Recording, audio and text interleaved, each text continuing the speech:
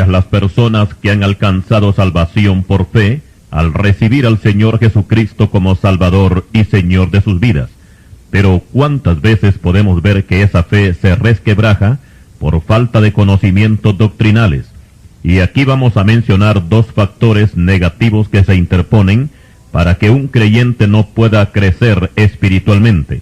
Y en primer lugar están los creyentes conformistas, que creen que con el hecho de haber recibido a Cristo ya todo está solucionado y no necesitan aprender porque ya son salvos. En segundo lugar, tenemos algunos pastores que se oponen tajantemente a las enseñanzas teológicas que se imparten en los institutos bíblicos porque no las consideran necesarias, y algunos hasta se atreven a decir que esas enseñanzas son del diablo, y se apoyan en el pasaje bíblico de primera epístola de Juan, capítulo 2, versículo 27, donde el apóstol dice que si tenemos la unción, no tenemos necesidad de que nadie nos enseñe.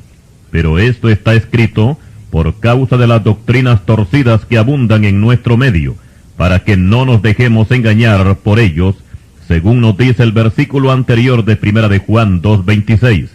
Por ejemplo, si en su camino se le atraviesa uno de esos que se hacen llamar testigos de Jehová, un mormón, un adventista, con respecto a salvación y a doctrina bíblica, ¿qué tendrían que enseñarnos a nosotros esas personas? Usted y yo no necesitamos que esta gente nos vengan a adoctrinar, porque nosotros tenemos la unción del Espíritu Santo, y por causa de tener esta unción, estamos en la capacidad de aprender de un maestro bíblico a quien el Señor haya capacitado con altos conocimientos de la Escritura para enseñar también a otros.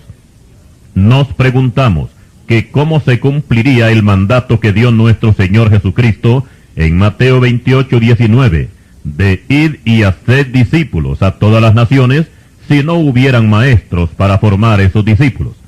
Es por esta razón que con la ayuda del Señor nos proponemos desarrollar un breve y sencillo estudio sobre teología bíblica, y que Él mismo sea de gran ayuda para fortalecer la fe de aquellos que sinceramente desean conocer más del Señor. En primer lugar diremos que hay algunas palabras muy comunes en el lenguaje cristiano, pero que no aparecen en la Escritura.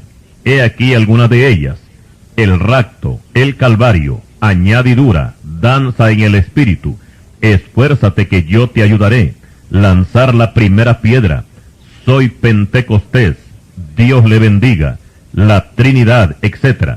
Todas estas frases no aparecen en la Biblia, y aunque parezca raro, pero ni siquiera la palabra Biblia aparece en la Biblia, porque esta palabra, con la cual se identifica las Sagradas Escrituras, al igual que la palabra Trinidad, son términos meramente teológicos, y la palabra teología también tenemos que reconocer que no es una palabra bíblica, más bien tenemos que aceptarla como una ciencia.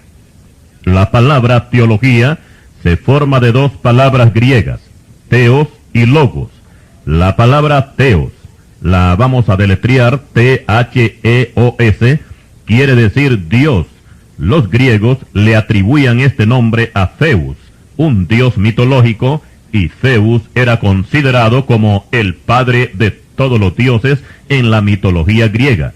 En Egipto y Roma se le conocía como el dios Júpiter.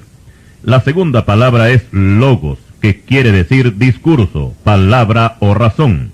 Estas dos palabras, theos y logos, unidas entre sí y traducidas al castellano, forman la palabra teología, la cual da a conocer la existencia de Dios, lo mismo que sus atributos y sus obras.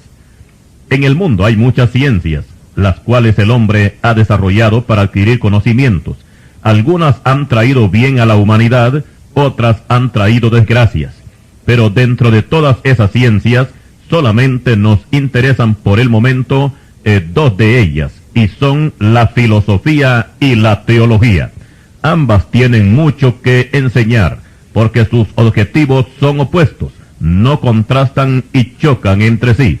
Vienen siendo algo así como la luz con las tinieblas, como la carne y el espíritu, como el aceite y el agua que jamás podrán mezclarse. La filosofía es una ciencia que nació en Grecia, la cual exalta los valores humanos e ignora totalmente a Dios. Para los filósofos, el hombre tiene el poder para vivir y para sobrevivir. Según el filósofo Aristóteles, la solución para los problemas de la vida es llegar a conocerse a uno mismo. El filósofo Zoroastro dice que hay que usar el poder de la voluntad para ser un vencedor. El filósofo Carlos Darwin dice que los que sean más capacitados, estos son los que vivirán. Pero Cristo les dice a todos estos filósofos: separados de mí nada podéis hacer. Juan capítulo 15 y versículo 5. El apóstol Pablo tuvo que enfrentarse con los filósofos atenienses, los cuales rechazaron el mensaje de la salvación en Cristo Jesús. Libro de los Hechos capítulo 17, versículos 16 al 32. Por eso cuando Pablo escribe a los colosenses, nos exhorta a que no vayamos a caer en la trampa de las huecas filosofías. Colosenses 2, versículo 8. Por su parte, la teología es la ciencia que exalta a Dios, que proclama su soberanía, su eternidad, su santidad, su justicia, su poder, su creatividad y todas sus obras. Y al mismo tiempo, la teología destrona al hombre de su pedestal filosófico, de su grandeza y su soberbia, y lo lanza al polvo de la tierra, y le da el deshonroso título de miserable pecador, tal como sucedió con Saulo de Tarso en su loca carrera hacia Damasco, que antes de su conversión era un hombre prepotente, con grandes influencias políticas y religiosas, con mucho talento humano, pero enemigo de Dios. Después de su conversión, el mismo apóstol se colocó como el primero en la lista de todos los pecadores. Primera epístola a Timoteo 1, versículo 15.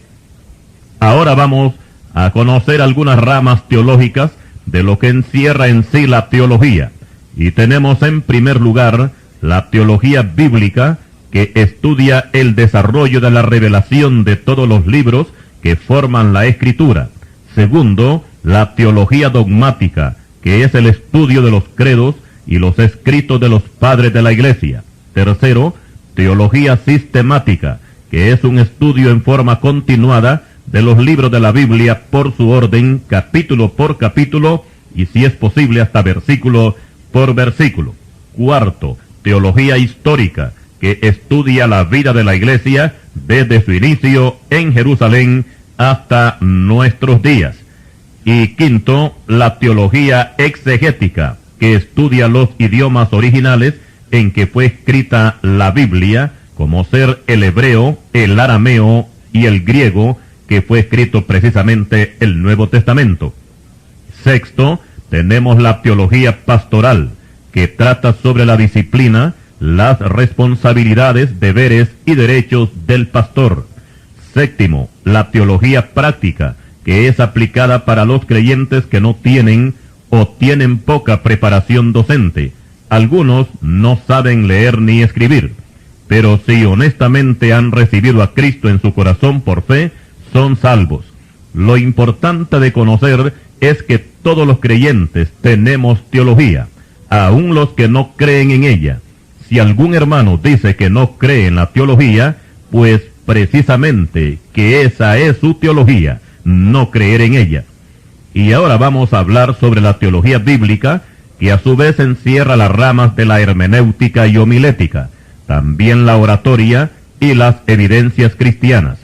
Estas cuatro enseñanzas son la base fundamental de la teología bíblica. Y ahora viene esta pregunta: ¿qué es hermenéutica? La hermenéutica es la ciencia que enseña a interpretar correctamente los textos bíblicos. Una cosa es bueno explicar, y es que la Biblia, considerada a sí misma como más cortante que una espada de dos filos, según Hebreos 4:12, el creyente debe de saberla manejar, porque así como le puede dar la vida, también le puede dar la muerte.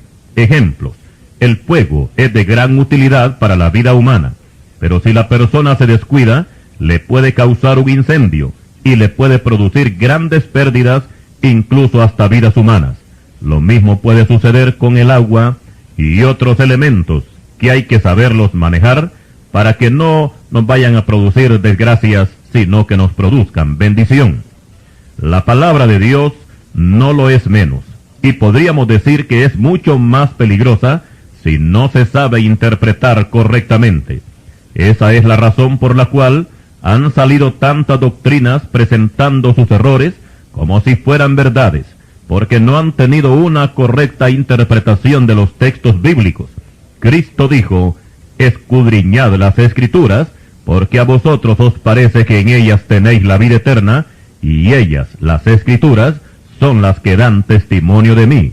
Juan 5:39. Son muchos los que han escudriñado las Escrituras y jamás encontraron allí vida eterna. Los escribas y los fariseos eran expertos en manejar el Antiguo Testamento, pero jamás pudieron estas personas ver allí en esas páginas, no pudieron ver a Cristo, ni en la ley, ni en los profetas, ni en los salmos. Lucas 24:44.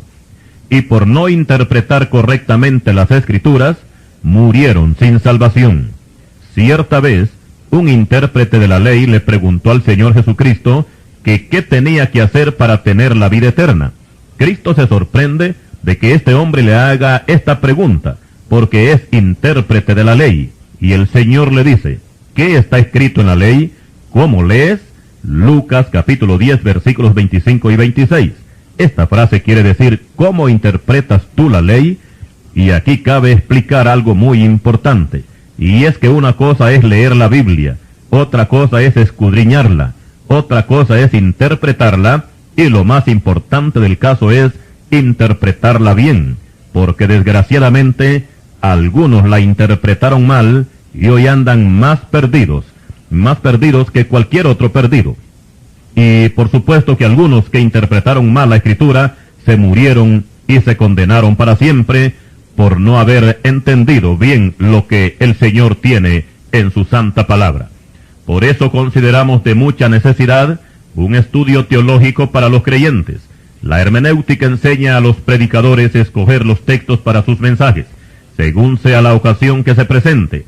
Cuando no existe una hermenéutica, lo que aparece para el predicador es una ensalada de versículos de principio a fin. A veces empieza hablando sobre la familia, luego hablamos de la crucifixión, después nos pasamos a la marca de la bestia y terminamos el sermón hablando de los diezmos. En esta forma no se puede edificar una iglesia. La teología nos muestra diferentes clases de mensajes, por ejemplo, mensajes doctrinales, mensajes ocasionales, geográficos, históricos, proféticos, mensajes para bodas y mensajes para darlos en la velatoria de un muerto, etc. Si se usa una buena hermenéutica y el predicador está lleno del Espíritu Santo, estamos seguros que la congregación va a disfrutar de un buen banquete. Algunas veces encontramos algunos textos que aparentemente están inconclusos, pero el complemento lo encontramos en otro capítulo o en otro libro de la Biblia. Ejemplos: en Proverbios 14:32 dice que por su maldad será lanzado el impío. En este versículo no dice dónde será lanzado, pero la hermenéutica nos conduce hasta Apocalipsis 20:15, donde Juan completa la parte inconclusa de Salomón y nos dice que los impíos serán lanzados al lago de fuego. También en Proverbios 26 Salomón pregunta que quién encontrará al hombre perfecto, al hombre de verdad. Usando la hermenéutica logramos un enlace en Juan 19:5 y dice así: y salió Jesús llevando la corona de espinas y el manto de púrpura, y Pilato les dijo: he aquí el hombre por quien pregunta Salomón que quién lo hallará. Pilato responde y dice: he aquí el hombre. Notemos que Pilato no dijo: he aquí un hombre, porque entonces el enlace no encaja. Pilato dijo: he aquí el hombre, y presentó a Cristo a la multitud. Continuaremos.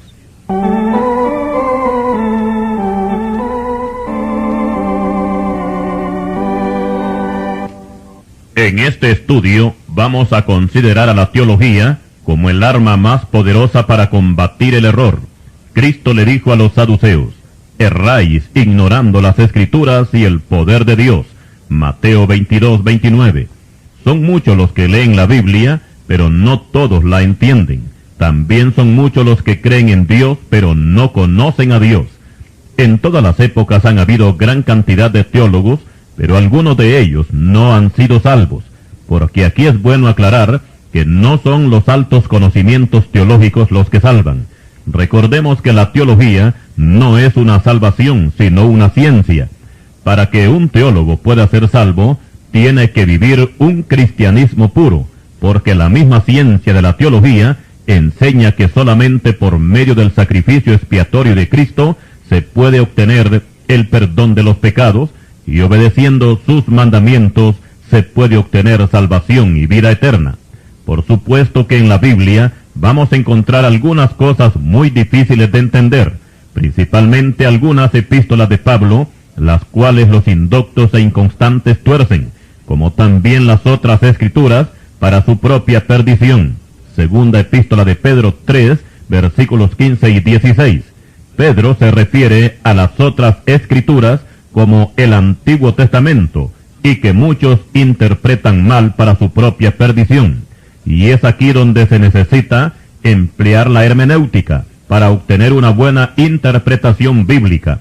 A veces encontramos algún texto que aparentemente se contradice con otro texto, y vamos a poner un ejemplo, y es en el caso de la salvación por fe, tal como la presenta Pablo en Efesios capítulo 2 versículos 8 y 9, donde se nos dice que la salvación es por fe y no por obras, para que nadie se gloríe. Aquí se explica que la fe es suficiente sin necesidad de las obras. Sin embargo, Santiago nos dice, hermanos míos, ¿de qué aprovechará si alguno dice que tiene fe y no tiene obras? ¿Podrá la fe salvarle? Santiago 2:14. Luego nos dice en el versículo 20 que la fe sin obras es muerta. Usando la hermenéutica, nos vamos a dar cuenta que las dos epístolas están prácticamente bien escritas. Lo que Pablo dice es que para ser salvo no se necesitan obras, porque Dios no las necesita. Aquí Pablo trata sobre la conversión de un pecador. Santiago, por su parte, trata con esta misma persona, pero ya convertida. La fe que habla Santiago no es para salvación, sino de alguien que ya es salvo y vive por fe. Y la fe, dijéramos que es acción. Una fe muerta es comparada a un objeto que una persona compra, pero jamás lo usa. Entre las muchas doctrinas erradas que abundan en nuestro medio, vamos a mencionar una, que sus seguidores bautizan solamente en el nombre de Jesús, amparándose en la orden del apóstol Pedro en Hechos 2:38. Si nos trasladamos a Mateo 28:19, encontramos que el Señor Jesucristo ordena bautizar a los creyentes en el nombre de la Trinidad. El apóstol Pedro solamente menciona el nombre de Jesucristo. Si analizamos estos dos textos con una mente carnal y natural, vamos a encontrar error y contradicción, pero no hay tal cosa si el Espíritu Santo nos guía con una buena hermenéutica. Y este aparente problema se resuelve de la siguiente manera. La palabra clave para el bautismo en agua es el nombre. Pedro lo usa una sola vez para mencionar a Cristo, y el Señor Jesucristo usa el nombre una sola vez también. Fijémonos bien en esto. Si Cristo hubiese dicho, bautizándolos en el nombre del Padre, en el nombre del Hijo y en el nombre del Espíritu Santo, aquí sí hubiera un error bíblico, si lo comparamos con la orden de Pedro en Hechos 2:38. Pero Cristo dijo, bautizándolos en el nombre del Padre y del Hijo y del Espíritu Santo. Notemos que el Señor solamente una vez menciona la palabra nombre, porque la palabra nombre abarca a la Trinidad, o sea, al Padre, al Hijo y al Espíritu Santo. Ahora vamos a tomar algunas definiciones con respecto al tema que estamos tratando y diremos que la teología es una ciencia. En este caso, un hombre puede ser teólogo sin ser cristiano. Sin embargo, el cristianismo puro es vida. En este caso, un hombre puede ser salvo sin conocer mucha teología. La moralidad por su parte es una ley, pero no garantiza salvación a nadie. Recordemos que el joven rico le dijo a Cristo que él guardaba los mandamientos de la ley. Mateo 19, versículos 17 al 20. Este joven rico era el ejemplo de la moralidad, sin embargo, no era salvo. La adoración es un arte cuando la persona aprende a adorar, pero se convierte en un privilegio cuando adoramos a Dios. Y aquí cabe explicar que hay personas que adoran, pero no al Dios verdadero, sino a dioses falsos. Para el caso, los musulmanes son expertos adoradores, pero no adoran al Dios que los creó a ellos. Ellos adoran a un Dios falso llamado Alá. Para ellos, adorar es un arte, pero no es un privilegio. Las Escrituras muestran claramente que a Dios solamente se le puede conocer a través de Cristo. Desgraciadamente son millones de personas que buscan a Dios por otros medios. La teología enseña que Dios se ha revelado al hombre de tres formas. Primero, a través de la naturaleza. Toda persona racional tiene que entender que todo lo que existe es porque hay alguien que lo ha creado, y ese alguien tiene que ser Dios. La teoría darwinista nos dice que el hombre desciende del mono, y no puede ser aceptada esta teoría por una persona que actúe con una mente racional. Oigamos la declaración que nos da el apóstol Pablo conforme a la revelación de Dios por medio de la naturaleza.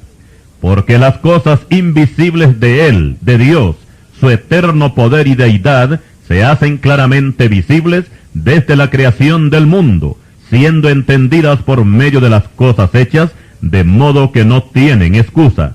Romanos capítulo 1, versículo 20. Más adelante Pablo nos dice que a través de las cosas hechas, o sea de la naturaleza, los hombres han conocido a Dios, pero no le dieron gloria, antes bien cambiaron a Dios por la criatura. Romanos 1, versículos 21 al 23. Pero si algunos no quisieron conocer a Dios a través de las cosas hechas, ahora Dios se revela en esta segunda forma, y es a través de la Escritura. La Biblia es un libro que contiene toda la revelación de Dios para que los hombres puedan conocer a Dios. Los profetas antiguos tuvieron la revelación de Dios, la cual fue escrita en tablas de piedra o pergaminos, y se conservaron como testimonio de que Dios había hablado. Los judíos fueron los encargados de recibir, guardar y preservar esta palabra, tal como lo dice Pablo en Romanos 3, versículos 1 y 2.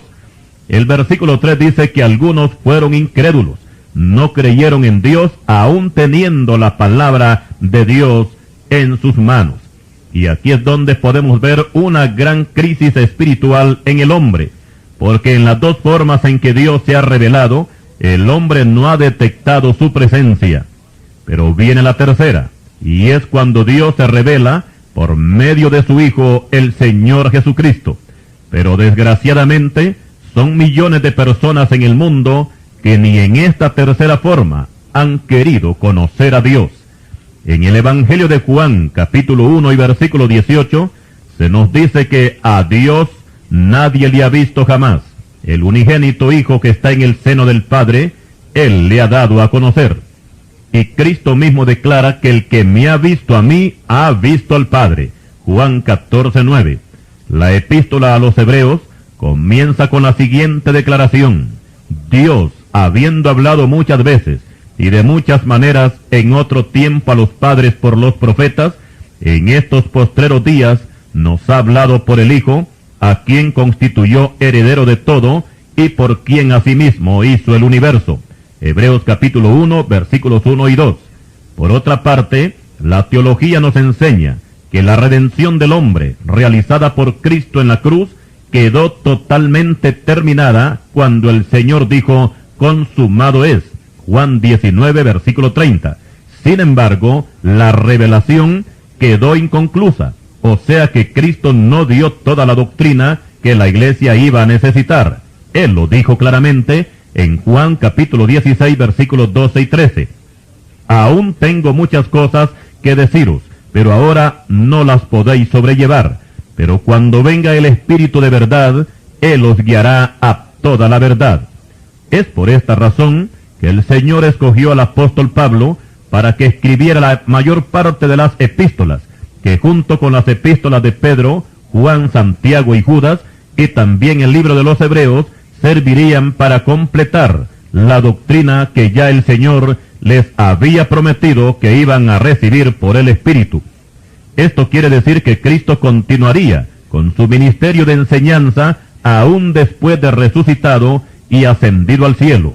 Pablo decía que el evangelio que él predicaba no era según hombre, ni lo aprendió de hombre alguno, sino por revelación de Jesucristo. Gálatas capítulo 1, versículos 11 y 12.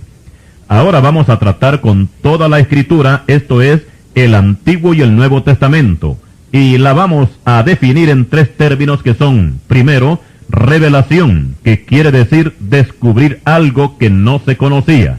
Segundo, inspiración, que quiere decir comunicar lo que ya se ha descubierto. Y tercero, iluminación, que quiere decir entender lo que se está comunicando.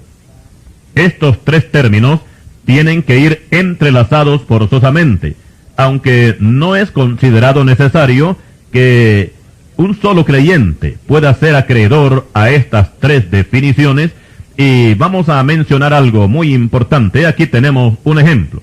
Los profetas, todos ellos tuvieron revelación y también tuvieron inspiración, porque los santos hombres de Dios hablaron siendo inspirados por el Espíritu Santo, nos dice la segunda epístola de Pedro, capítulo 1 y versículo 21.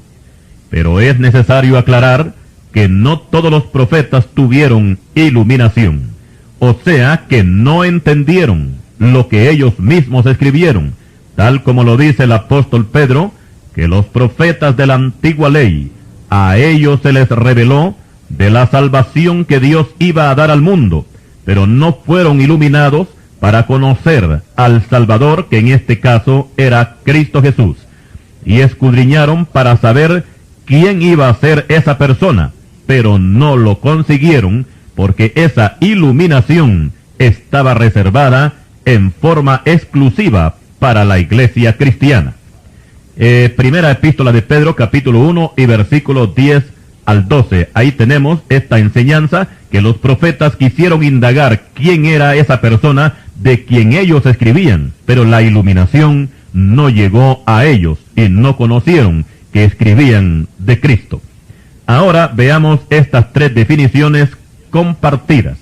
En el Evangelio de Lucas, capítulo 1 y versículo 1 al versículo 4, encontramos inspiración en el escritor Lucas, pero no hay revelación en esos 4 versículos primeros que encontramos en el Evangelio de Lucas, capítulo 1, versículo 1 al 4. Pero ahí encontramos algo muy importante, que está el apóstol Lucas trabajando diligentemente para formar ese Evangelio. En primera epístola de Pedro, capítulo 1 y versículos 10 y 11, encontramos inspiración sin iluminación.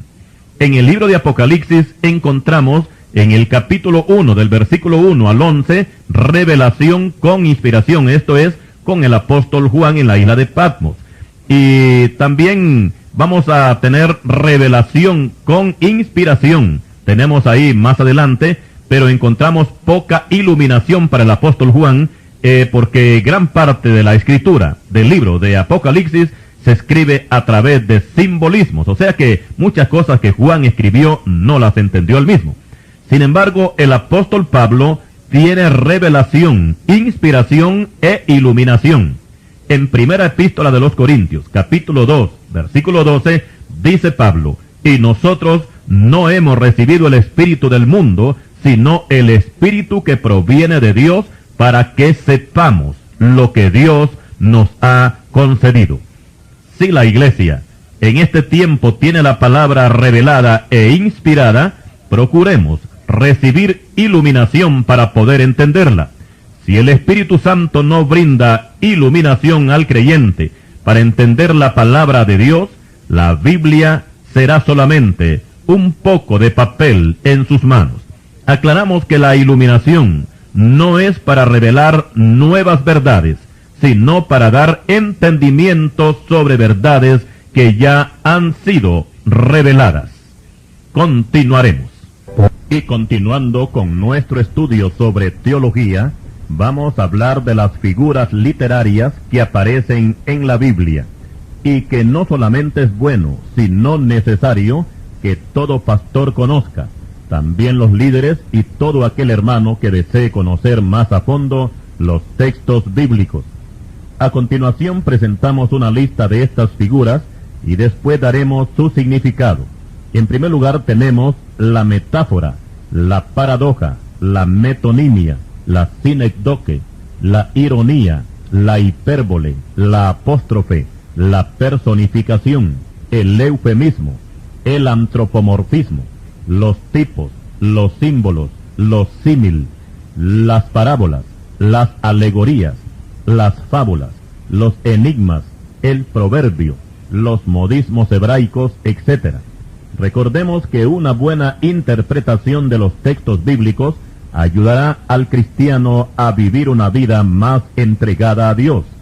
Cristo dijo, escudriñad las Escrituras, Juan 5:39. Y ahora vamos a analizar esta figura de la metáfora. La metáfora indica la semejanza entre dos cosas muy diferentes, declarando que una de ellas es la otra. Ejemplos.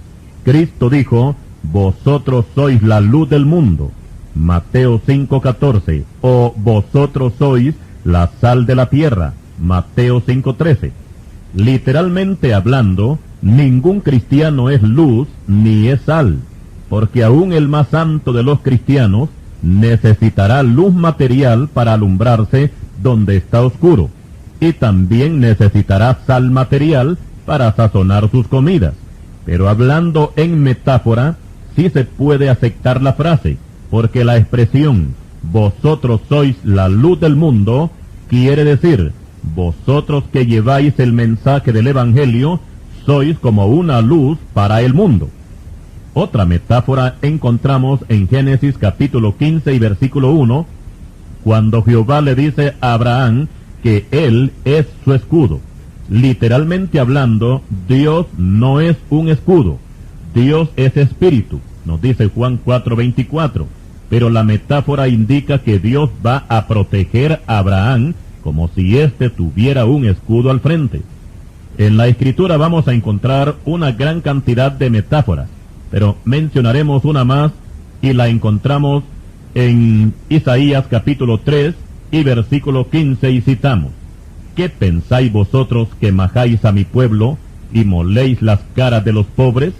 Dice el Señor Jehová de los ejércitos. Claro está que en forma literal, los gobiernos no oprimen al pueblo a golpes, ni muelen la cara de los pobres como si se tratara de meterlos en un trapiche.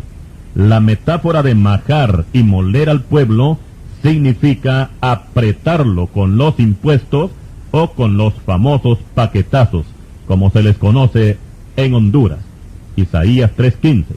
Ahora veamos qué es metonimia.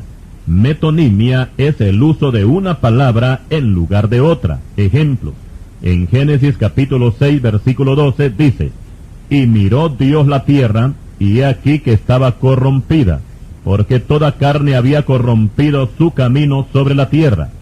Aquí podemos notar que literalmente la carne de los contemporáneos de Noé, la carne física, no estaba corrompida, sino que el pecado había rebasado la copa, y la frase que habían corrompido su camino sobre la tierra significa que esta gente vivía sin ley. Podíamos pensar que peor que los animales. La figura literaria, o sea en este caso la metonimia, desaparecería si Génesis capítulo 6 y versículo 12 dijera, y miró Dios la tierra, y he aquí que había demasiado pecado, porque toda persona se había apartado de lo bueno, y vivían sin ley y sin moral. Tal vez aquí podemos notar que usted mismo puede notar con ese versículo que la metonimia desaparece, porque aquí se habla ya en una forma clara y no hay esa figura. También hay metonimia en Primera de Juan capítulo 1 versículo 7, cuando dice el apóstol que si andamos en luz, como Él está en luz, tenemos comunión unos con otros. La figura de la metonimia desapareciera si eliminamos la palabra luz. Si el versículo dijera, si andamos en santidad, en justicia y en amor, como Dios es santo, justo y bueno, entonces podemos tener comunión unos con otros. Ahí ya no hay metonimia. Otra metonimia encontramos en Proverbios capítulo 23 y versículo 23 que dice, compra la verdad y no la vendas. Aquí se usa una palabra por otra. Literalmente todos sabemos que la verdad no se compra con dinero. Y también es cierto que al tenerla no se puede vender. Lo que Salomón nos quiere decir es que si queremos tener la verdad, paguemos el precio de la obediencia. Y cuando la tengamos, no vayamos a cometer el fatal error de apartarnos de ella. Cristo hace desaparecer la figura literaria de la metonimia cuando dice claramente, refiriéndose a este mismo caso, y conoceréis la verdad. Ya Cristo no dice que hay que comprar la verdad, sino y conoceréis la verdad, y la verdad os hará libres. Juan 8:32. Ahora vamos a conocer qué es una sinecdoque. La sinecdoque aparece cuando en el pasaje bíblico se apunta una parte por el todo o el todo por una parte. Ejemplo, el apóstol Pablo cita las palabras del Señor Jesucristo referente a la cena de la Pascua y dice en 1 Corintios 11:27, cualquiera que comiere este pan o bebiere esta copa, todos sabemos que la copa no se bebe, sino que sirve para beber en ella. Y también cuando Pablo dice, el que bebiere esta copa, no se refiere a que una sola persona se la va a beber toda esa copa. Aquí la enseñanza apunta el todo por una parte. El todo es la copa llena, la parte es el poquito que cada creyente va a tomar. 1 Corintios 11:27. En Lucas capítulo 2 versículo 1 encontramos que Augusto César promulgó un edicto para que todo el mundo fuese empadronado, o sea, censado. Los que conocen de historia saben que no todo el mundo estaba bajo el dominio de Augusto en ese tiempo, y aquí vemos el todo por una parte. La frase todo el mundo indica el todo, y la parte corresponde a los territorios conquistados por Roma. Lucas capítulo 2 versículo 1. Ahora veamos la sinecdoque aplicada al revés. En Éxodo capítulo 4 versículo 12, Jehová le dice a Moisés, ahora pues ve y yo estaré con tu boca. Es natural que Dios no va a estar solamente con la boca de Moisés, sino con todo su ser. Pero la frase estaré con tu boca lo abarca todo, o sea que aquí vemos una parte por el todo. Josué dice, yo y mi casa serviremos a Jehová. Josué 24:15. Aquí la casa representa toda la familia de Josué, una parte por el todo. También tenemos una sinecdoque en Ezequiel 3:17, cuando Dios le dice al profeta, hijo de hombre, yo te he puesto por atalaya a la casa de Israel. Aquí tenemos una parte por el todo. La casa es la parte que representa a todas las casas donde viven los israelitas y por consiguiente a toda la nación de Israel. Ezequiel 3, versículo 17. Ahora vamos a explicar qué es una ironía. La ironía es la expresión de una idea expresada en sentido contrario para exponer lo absurdo del caso. Se puede considerar como una burla o un reproche. Vamos a tener como ejemplo que cuando los amigos de Job, en vez de consolarlo a causa de que tenía aquella grave enfermedad, aquella plaga que ya todos conocemos, estos amigos, en vez de consolarlo, lo acusan de que por causa de su pecado es que le ha venido ese gran mal, y le dedican unos tremendos discursos. Job les dice, ciertamente vosotros sois el pueblo, y con vosotros morirá la sabiduría. Job capítulo 12, versículo 2. Lo que Job les dice en son de burla es que el día que ellos se mueran, se habrán acabado todos los sabios, porque ellos son los únicos. Más adelante en Job capítulo 13 y versículo 4, Job les habla al revés y les dice que ya no son sabios, sino que son médicos nulos. El apóstol Pablo, resentido con los corintios, les dice en forma irónica: como soy astuto, os prendí por engaño. Segunda epístola a los Corintios, capítulo 12 y versículo 16. Cuando Pablo dijo esta frase, podríamos pensar que se encontraba, como decimos, con un nudo en la garganta. Pero en el siguiente versículo reacciona y dice: ¿acaso os he engañado por alguno de los que he enviado a vosotros? Segunda de Corintios, capítulo 12, versículos 16 y 17. Cuando Jehová le describe a Job la grandeza del universo y las maravillas que hay en la tierra y cómo fue creado todo, da a conocer la ignorancia de Job y le dice Dios en forma irónica a Job: tú lo sabes, pues entonces ya habías nacido, y es grande el número de tus días. Job, capítulo 38, versículo 21. En el libro Primero de Reyes, capítulo 18 y versículo 27, encontramos las palabras irónicas que Elías les dirige a los sacerdotes de Baal, y citamos: y aconteció al mediodía que Elías se burlaba de ellos diciendo: gritad en alta voz, porque Dios es, quizá está meditando, o tiene algún trabajo, o va de camino, tal vez duerme, y hay que despertarle. Elías sabía que Baal era una estatua muerta, pero en su burla lo presenta como si tuviera vida. A esto se le llama una ironía. Ahora veamos qué es una hipérbole. La palabra hipérbole significa tirar más allá, o sea, exagerar las palabras y las ideas. Sin el ánimo, por supuesto, de mentir o engañar. Ejemplos: Moisés relata en Deuteronomios capítulo 1 y versículo 28 lo que los espías vieron en la tierra de los gigantes, los hijos de Anac. Su reporte era que las ciudades donde habitaban estos gigantes eran amuralladas hasta el cielo. Aquí hay una hipérbole donde se da a entender que las murallas eran altas, pero que llegaban hasta el cielo. Por supuesto que era una exageración. En Génesis capítulo 15 y versículo 5, encontramos que Jehová le dijo a Abraham: mira ahora los cielos y cuenta las estrellas si las puedes contar. Y le dijo: así será tu descendencia. Tal vez Dios no está diciendo que según la cantidad de estrellas que hay en el universo, así va a ser la cantidad de judíos que habrían en la tierra, pero sí está demostrando que la descendencia de Abraham iba a ser muy grande. Génesis 15:5.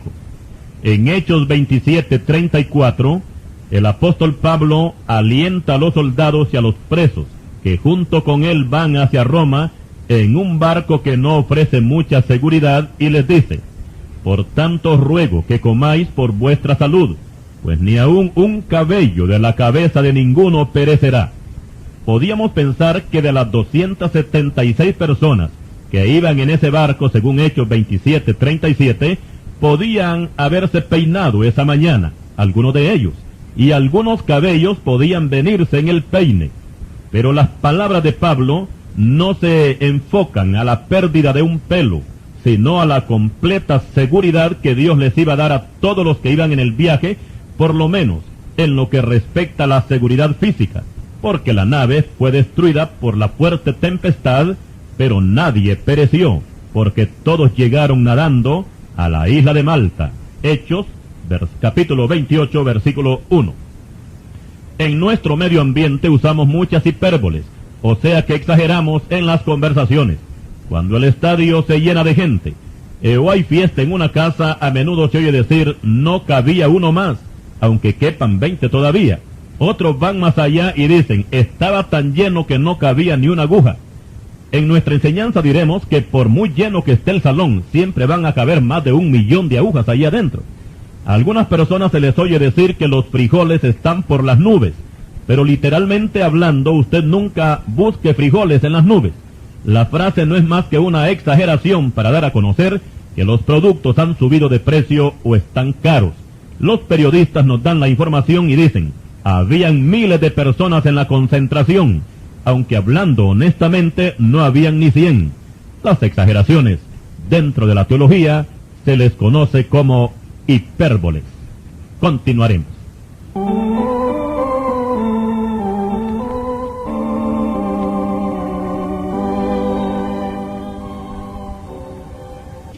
Y siguiendo con las figuras literarias que encontramos en la Biblia, y después de haber analizado anteriormente lo que es una metáfora, metonimia, sinecdoque, ironía, hipérbole, ahora vamos a pasar a la apóstrofe.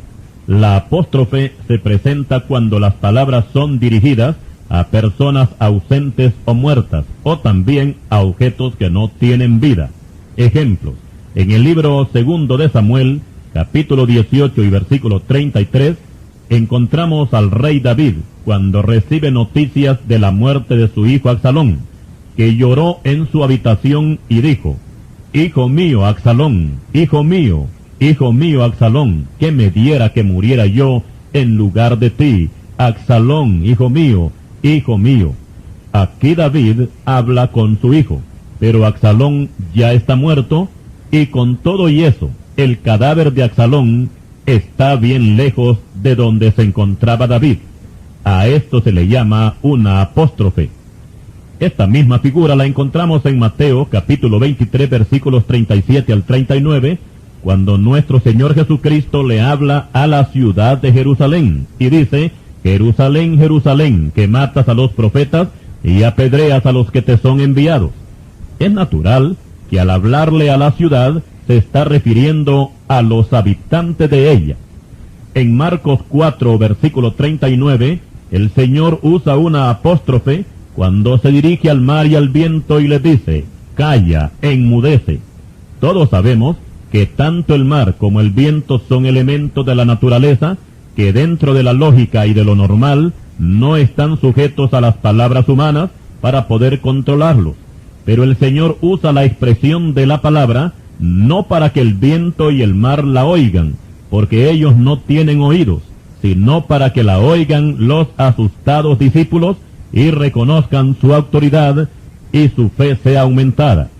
También encontramos apóstrofes en Isaías capítulo 1 y versículo 2 y citamos: Oíd cielos y escucha tu tierra, porque habla Jehová.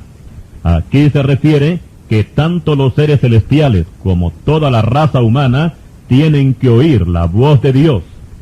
En el juicio del 6º sello de Apocalipsis, los pecadores hablarán a los montes y a las piedras. Apocalipsis 6:16. En 1 de Corintios 15:55 se le habla a la muerte y a la sepultura. ¿Dónde está, oh muerte, tu aguijón? ¿Dónde, oh sepulcro, tu victoria? Y si usted sigue escudriñando la Escritura, va a encontrar gran cantidad de esta misma figura que es la apóstrofe. Ahora vamos a analizar qué es un eufemismo. El eufemismo consiste en expresar con suavidad o decoro una idea que podría ofender a segundas o a terceras personas. La Biblia contiene gran cantidad de eufemismos. Ejemplos: la frase tener relaciones sexuales parece que suena un poco pesado al oído del oyente. Por eso la Biblia usa la palabra conocer. Conoció Adán a su mujer Eva, la cual concibió y dio a luz a Caín. Génesis 4:1. La frase conoció o se llegó a ella abunda en el Antiguo Testamento. En el Nuevo Testamento encontramos el caso de José y María. Mateo nos dice que José no conoció a su esposa hasta que dio a luz a su hijo primogénito. Mateo 1, versículo 25. En este pasaje encontramos un eufemismo. La mujer de Potifar, al invitar a José, usó la frase duerme conmigo. Génesis 39:7. Otras versiones de la Biblia dicen acuéstate conmigo, pero aún así siempre hay eufemismo en las dos interpretaciones. En nuestro diario vivir también se usan los eufemismos, como hacer las necesidades. La visita a veces en una casa dice me presta el baño. En el área rural es voy al monte. Y cuando algún enfermo no da señales de que va a vivir, o sea que se encuentra agonizando, los amigos o parientes usan esta frase: por cualquier cosa me avisas. Esta frase de por cualquier cosa es la mejor que se puede usar, porque suena muy pesado decir si fulano se muere, me avisas. Posiblemente usted usa algunos eufemismos más en sus conversaciones. Y ahora analizamos qué es una paradoja. La paradoja aparece cuando se expresan verdades aparentemente contradictorias en una sola oración. Por ejemplo, cuando el sumo sacerdote conjuró a Cristo para que confesara si él era el Cristo, el Hijo de Dios, el Señor le dijo: tú lo has dicho, y además os digo que desde ahora veréis al Hijo del Hombre sentado a la diestra del poder de Dios y viniendo en las nubes del cielo. Mateo 26, versículos 63 y 64. La paradoja consiste en que el Señor confiesa que Él es el Hijo de Dios, pero a continuación declara que Él es el Hijo del Hombre. Dijimos que aquí hay una paradoja, pero no hay contradicción, porque Cristo ostenta los dos títulos, el Hijo de Dios y el Hijo del Hombre. En Juan capítulo 6, versículos 51 y 52 encontramos otra paradoja, cuando Cristo dice: yo soy el pan que vino del cielo. Luego nos dice que el pan es su carne, y que todo aquel que quiera ser salvo tiene que comer su carne y beber su sangre. Los ignorantes judíos se espantaron con esta declaración y dijeron: ¿cómo puede éste darnos a comer su carne? Le recomendamos que estudie bien la Biblia, y tanto en el Antiguo como en el Nuevo Testamento va a encontrar usted muchas paradojas. Y ahora vamos a analizar qué es una personificación. Esta figura la encontramos cuando se le atribuye vida a las plantas o cosas. Ejemplo, en Isaías 55, versículo 12, se habla de la alegría de la vegetación como si fueran personas, por causa de que los predicadores llevan la palabra de Dios, y dice el texto: porque con alegría saldréis y con paz seréis vueltos. Los montes y los collados levantarán canción delante de vosotros, y todos los árboles del campo darán palmadas de aplauso. Por su parte, el sabio Salomón personifica a la sabiduría como si fuera una persona humana y dice: la sabiduría clama en las calles, alza su voz en las plazas, clama en los principales lugares de reunión. En las entradas de las puertas de la ciudad dice sus razones. Proverbios 1:20. En Isaías 14, versículo 8, los cipreses y los cedros proclaman su alegría, porque los madereros no les han metido la sierra. Y por cuanto Dios ha redimido a Israel, se ordena a los cielos, a las profundidades de la tierra, a los montes y todo árbol del bosque, que griten con júbilo y que se desborden en alabanzas. Isaías 44, versículo 23. Ahora vamos a estudiar la fábula, la cual no abunda mucho en la Biblia, y las principales las tenemos en el libro de Jueces. La fábula es una narración de algo que sucede en el mundo irracional y que se emplean para enseñar una lección moral, o como dijéramos, una moraleja. Explicamos que las fábulas son más abundantes en la literatura secular que en la Biblia, por la razón que la fábula enseña una verdad terrenal, contrario a la parábola, que enseña verdades celestiales. La fábula es diferente a la personificación, porque la personificación se atribuye a seres irracionales y a elementos sin vida. En la fábula, lo irracional cobra vida y habla por sí misma, tal como sucede en el libro de Jueces, capítulo 9, de los versículos 8 al 15, donde se lleva una gran conferencia entre los árboles del bosque, y ahí podemos encontrar al olivo, a la vid, a la higuera y también a la zarza, hablando como si fueran seres humanos, para elegir quién va a gobernar sobre ellos.